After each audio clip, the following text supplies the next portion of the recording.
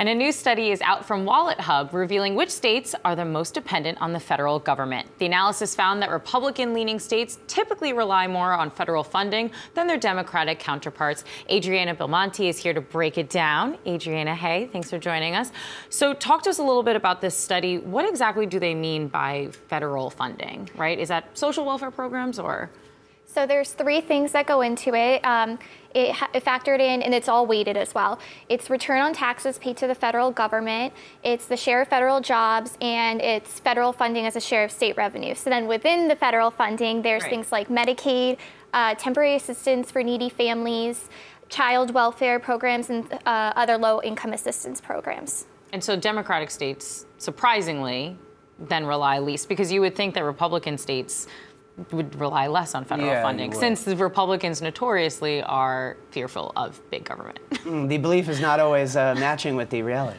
Yeah, it was pretty surprising, and it seems as well that there isn't a clear explanation exactly, but that poor states tend to be more red.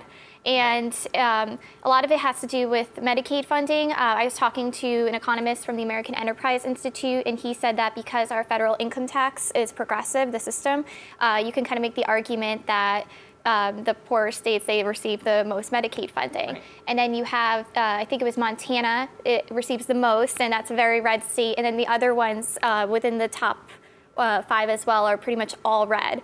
And then on the other end of the spectrum, they just tend to be blue. So there's not a clear reason why, but the correlation is just too much to not acknowledge. Well, and obviously, if we look at this map, regional patterns that you can see very clearly. Yeah. The Midwest, and then the upper states there on the top left. Yeah, and also the GDP per capita, that was a big role, had big role in it as well. New York and Massachusetts, they have the top 2 highest GDP per capita, and then on the other end is Mississippi, West Virginia, Arkansas, Arizona, and again, all red states. And yeah, that also plays a huge role in this overall system. Right. Well, I know this study is definitely going to play a lot, I think, in the 2020 election, especially as we talk about Medicare for All. Adriana, thanks so much.